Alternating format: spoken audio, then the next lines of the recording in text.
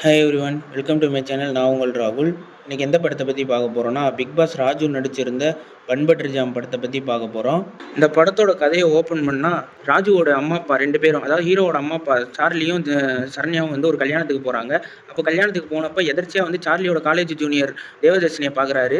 பார்க்கும்போது இவங்க மகளை பற்றி இவங்க பெருமையாகவும், அவங்க மகனை பற்றி அவங்க பெருமையாகவும் வந்து பேசிட்டு, கடைசியில் வந்து இதோட முடிவில் சம்மந்தம் பேசிடுறாங்க. 2 பேரையும் வந்து எப்படியாச்சும் லவ் பண்ண வைக்கணும், அப்படி உங்கள் மகளுக்கு என் மகனை வந்து கட்டி கொடுக்கணும் அப்படின்னு சொல்லி சம்மந்தம் பேசிடுறாங்க. பேசி முடிச்சதுக்கப்புறம் பக்கத்து வீட்டுக்கே குடி வந்துடுறாங்க. ராஜுவோட வீட்டு பக்கத்துலேயே வந்து ஹீரோயினும் குடி வந்துடுறாங்க. இவங்க 2 பேரையும் லவ் பண்ண வைக்க பேரண்ட்ஸ் ஒரு பிளான் போடுறாங்க. அது பார்த்தா காலேஜில் 2 பேரும் வேற வேற ஆளை லவ் பண்ண ஆரம்பிச்சிடுறாங்க. இதுக்கப்புறமேட்டு ஃபேமிலியோட பிளான் தான் ஜெயிச்சிச்சா, இல்லை வந்து இவங்க லவ் பண்ணுற பொண்ணு கூட தான் சேர்ந்தாங்களான்றது இந்த படத்தோட கதையாக இருக்குது. இதில் வந்து நடுவில் காமெடி சீன்ஸ்லாம் ஒர்க் ஆகிருக்கு. அதுவும் இல்லாமல் இதில் வந்து ஒரு ஹீரோ கேமியோ பண்ணியிருக்காரு. விக்ராந்த் வந்து கேமியோ பண்ணியிருக்காரு. அவரோட கேமியோ வந்து நல்லா இருக்குது. ஆனால் எதுக்கு இந்த படத்துக்கு தேவைன்றது தான் தெரியலை. பட் வந்து அவரோட கேமியோ நீட்டாக சூப்பராக இருந்துச்சு. இந்த படத்தில் 2 ஹீரோயின் இருக்காங்க. கொடுத்த ரோலை நீட்டாக பண்ணியிருக்காங்க.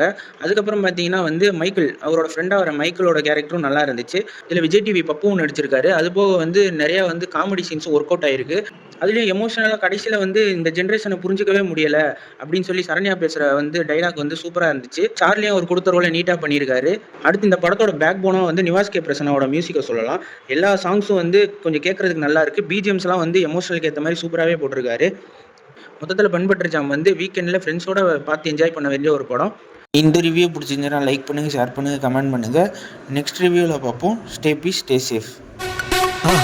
மறக்காம சர்ப்ரைஸ் பண்ணுங்க. தேங்க்யூ.